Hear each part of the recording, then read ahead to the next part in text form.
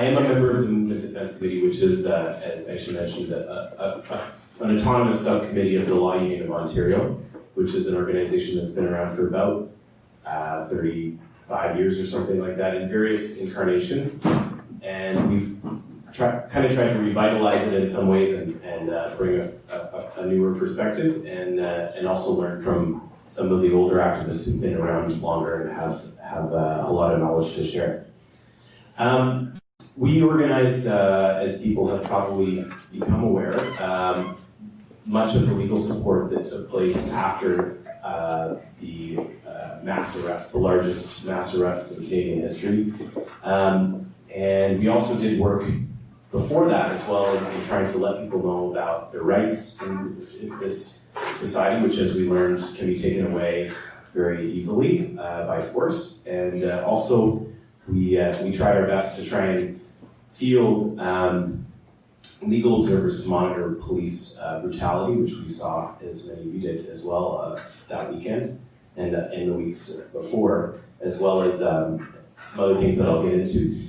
I'm going to start with why we did that. A lot of people asked, well, are you planning for anarchist violence? What are you planning for? What we were planning for was what we knew the Toronto police and the other police forces that were coming to protect these world leaders were capable of, which is violence on an everyday grinding basis. Like the people who are on the front lines as the police are the same people we know in our communities as responsible for daily violence, whether it's murders of people like Junior Mannon in the months before in North Toronto, or the shooting of Byron DeBassigay 2 years before, an Aboriginal individual who was killed for no reason, or just the daily violence that I referenced in terms of harassment, in terms of intimidation, in terms of how our communities are treated by the police. We know these cops, and we know what they're capable of, and we knew that this was possible. So it was informed self-defense and preventative measures rather than a kind of anticipation of some sort of criminality or alleged criminality. We also knew that if G20s passed, that police violence had taken on a kind of a fever pitch. In London, a gentleman was killed or died after being attacked by police dogs. In 2001, Carlo Giuliani was shot dead in Genoa, Italy. These demonstrations, these expressions of dissent with this capitalist order are met with deadly force and police repression. So we have to be ready for that. And that's what we tried to do when we started what we called the Summit Legal Support Project, which had two core components. The Movement Defense Committee itself is a closed collective for security reasons. We want to keep people's personal information and sort of legal info in a trusted space. So we have a kind of like a certain security culture steps we take around that. But so we set up an office, and that was staffed by people that were trusted, and were either part of the collective or had become part of the Summit Legal Support Project for the purpose of the week of demonstrations. And that was set up as a satellite office of my legal office in order to provide some what's called solicitor-client privilege over the office, and to at least act as a kind of a buffer for police raids and stuff that we anticipated happening, but didn't happen. So that was one component. The other component, which is a key component, was we trained a whole bunch of other folks who wanted to get involved. About 100 folks came out to some of our legal observer workshops, where we talked about our politics, talked about where we were coming from, which I'll get to in a sec, and also sort of equip people with some skills in terms of knowing basic rights on the streets, and also how to kind of track police misconduct in terms of noting down badge numbers, noting down key details to be used in evidence later, and also how to track people who've been arrested. The vision being that those would be our sort of eyes and ears on the street, that we report back to our legal office, and we'd be getting information from our legal observers and that info would be coming into the office. The office not necessarily giving information back out. In fact, the information was generally on a one-way street for security reasons. And I'll get to in a minute how that went. But just to get to a moment about the politics of that work, I mean, when you come to things like medicine and law and these sort of professionalized categories, the pull to kind of become neutral is really irresistible in a lot of ways. You're not seen as professional if you're not neutral. But at the outset, we were very clear that we're not a neutral organization. We're a partisan political organization. We see ourselves as part of the movements against global capitalism and global injustice. And we see ourselves literally as part of those radical social movements for transformative, revolutionary change in the society that I think you all agree that we need. And in order to fight back against those systems that Claudette Commanda talked about as being the history of this country of colonialism, of racist oppression, of apartheid, and feeding into the capitalist order that we now live under. And to be clear, the G20 is part of that global governance structure and is set up to maintain that social order. And as such, we saw ourselves as being our contribution to that struggle against it. We have a sister organization, if you might want to call it, called the Canadian Civil Liberties Association, that is more of a neutral organization. They feel that human rights observers who wore red hats, who wore orange hats, there wasn't any sort of like infighting or like we like each other, we just have different sort of perspectives on the underlying issues. They're neutral, we're not. Turning to, I know we have limited time and listening to what Sarah and Farah had to say, I'm not going to go too much into what we saw, but what we did see belies the claims of police chiefs and politicians today that this security crackdown was simply a response to mischief and vandalism or whatnot. What we saw was a systemic pattern and campaign of harassment and intimidation in the weeks prior of organizers, of activists, of people, with dozens of visits from CSIS. We tracked dozens, literally, police visits to homes that Farah talked about, and generally a systemic campaign, not only of harassment, but also of disinformation. The Public Works Protection Act was talked about at various times as this is a law that existed, and existed before the G20, but amendments were made to the regulations that purported to give the police additional powers. Well, we learned later that the police were bluffing, in essence, and using that law as a lie to scare us, essentially, into believing that the charter didn't apply. I mean, arguably it doesn't when they have guns and we don't have the power to challenge them. But they lied to us about that particular aspect of it, and that's pretty clear. We also saw patterns of aggressive stop and search tactics, where anybody who looked out of place or counterculture or a radical person or a little out of place was getting stopped, searched without consent, without reasonable grounds, we call it in law, without reasonable suspicion. And we also saw, in general, patterns of criminalization of self-protection. Like anybody who was carrying a bandana or a mask or goggles or anything like that during the actual protest was seen as some sort of criminal. We tracked, up until the Saturday, dozens and dozens of detentions and at least 11 arrests before the Saturday took place. So it's not as though the police weren't already doing everything they could to obstruct people's rights and efforts to express their dissent with this system. They were doing that already. The house raids without warrants, the raids on the Graduate Student Union at University of Toronto that took place after the Saturday were other examples of police overreach and essentially use of unjustified and unlawful powers during that weekend. But it all really pointed to, I think, a pattern of what we would call preventative detention. Like, in Canada, that's not countenance, except under the War Measures Act, but during that week, we saw people being held, or that weekend, people being held without just cause, without lawful power, for periods well in excess of what the Charter of Rights provides for and the Criminal Code provides for. People weren't getting access to lawyers. We only got about 200 or so calls from the jails. We had hundreds of calls from friends and family as well, but we only got about 20% of the calls coming out of the jail. And we've given our number literally to everybody. And when we talked to people after they came out, they weren't getting access to the phones. I was in that jail and I saw banks of phones that were left empty. People weren't even being told that there were lawyers in the building. Like, it was this Orwellian situation where I was wondering, did the government ever declare martial law during this time? No. This sounds a lot like martial law. No, and we can talk about that after, but that's what they didn't do. That martial law is under the War Measures Act. It's something that can be imposed when there's a war, but it certainly felt like a war against the people, but it wasn't an actual war that had been declared. The prisoner processing center was basically built for about 500 people. It processed over 1,000 over the course of those 72 hours that weekend. And conditions, if anyone was there, they know that they turned into a hellhole, literally. Like people, part of our legal team were arrested and held, and it was 20 people in 10-person cells, people coming off their meds, people who didn't have like the medication they needed for conditions that were very debilitating. People who were just swept up off the street, like TTC workers, people wearing black to go work in restaurants. Like, it was insane what was going on. Like the amount of people who were being just seized and held for no reason.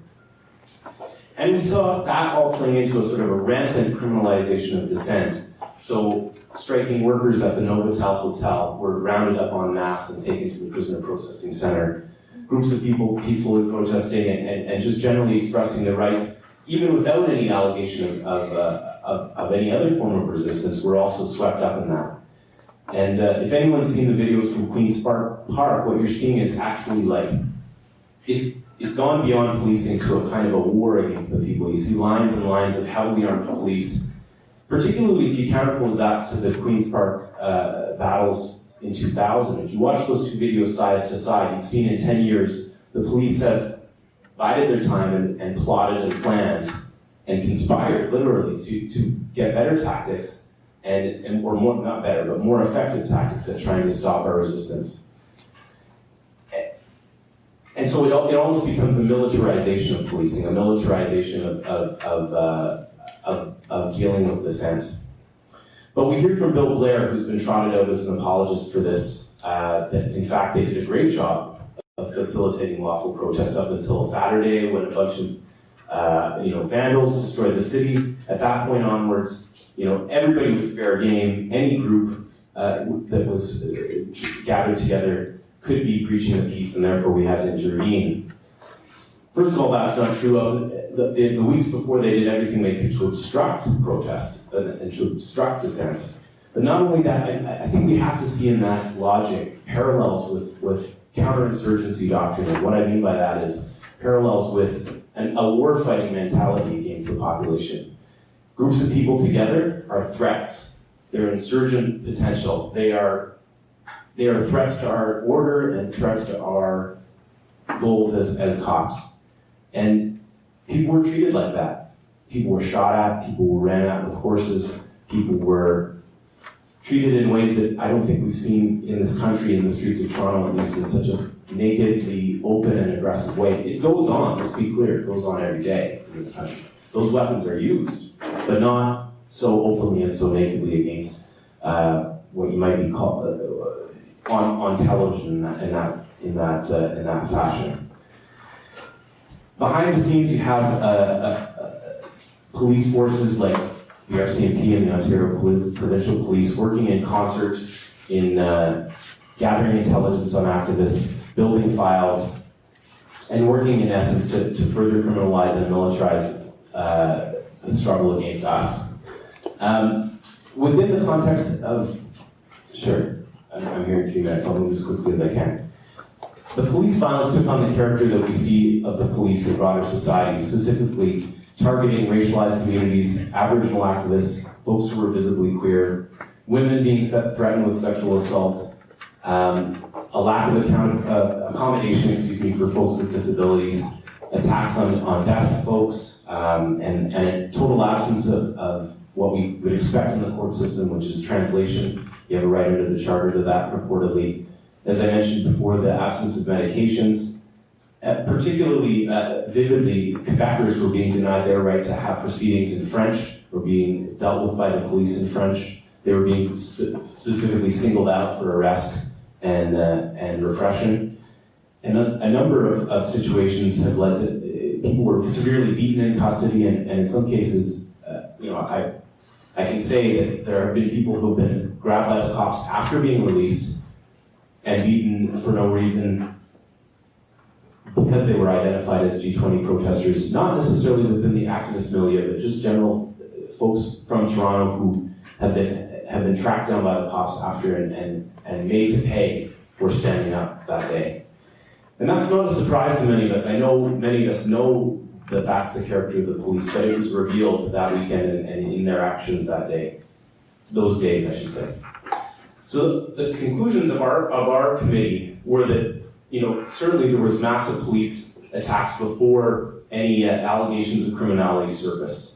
The police overreached using their powers far beyond what was justified under the Charter and the Criminal Code, even after Saturday.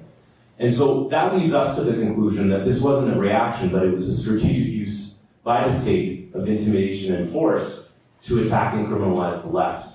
And to try and send a message to left movements that if you stand up and speak out, you're going to get searched, you're going to get harassed, you're going to get beaten, you're going to get arrested, you're going to be threatened, you're going to be jailed. And that the freedoms that we pretend, or that we purportedly have in this society, at least for me, at least the conclusion that they're illusory if when at any moment they can be taken away by the state.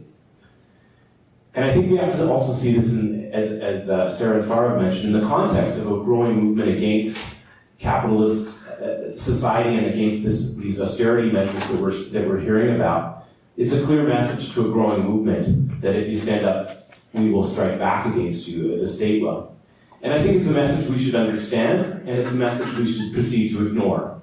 Because I think that we should understand that's what the state's character is, but repression is a reaction to effective resistance. It's what's happened during the G20, it's going to happen in the future, but what we need to do, I think, is build what I think Sarah talked about, which is the capacity to care for and protect ourselves, and to build a movement that can do that for each other. I'm going to go over just by 1 minute, because I think, to summarize, I think the lessons that the committee learned out of this weekend, at least for me, we haven't actually had the time to have a proper debrief, but this is what I have summed up out of it. I think that having a political analysis was really helpful. Like, that political perspective of seeing the state for what it is as a repressive apparatus helped us in doing our work, because some of the best workers in our legal office actually weren't legally trained at all. They were people who were activists in their day-to-day lives, or part of social movements, or just even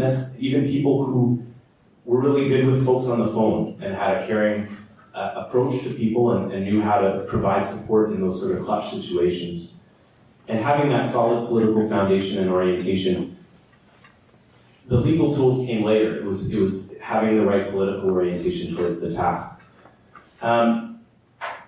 So having political analysis was important. Also having a popular approach, and by that I don't mean like a popularity contest, but having an approach that was accessible to people. So by getting our message out early about what we were offering, and in trying to train and deal and sort of impart those skills to a large number of people with the Legal Observer Project, it allowed us to involve more people, to share skills, and to build our movement, and to fight fear that way. And to create structures to kind of balance the need for security and access, but with an emphasis on democracy and openness.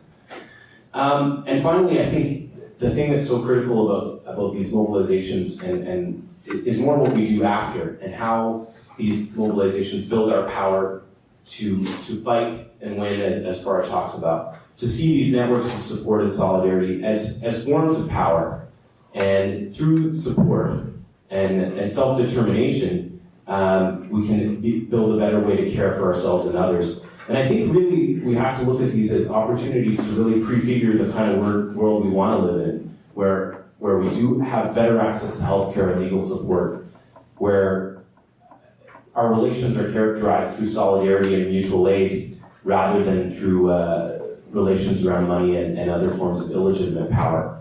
So by having each other's backs in these settings, we build the possibilities of building a better world where we can have our backs all the time. And I'll end, because I promised I would, with the idea that really that kind of caring for each other is an expression of what I think is one of the most radical revolutionary acts, which is loving and caring for each other. And that, I think, builds our capacity to fight back. And it builds our capacity to take and build real power And I think that's what happened that weekend, and I hope that's what this weekend's going to be about for you guys, and I wish you the best with it. Thank you.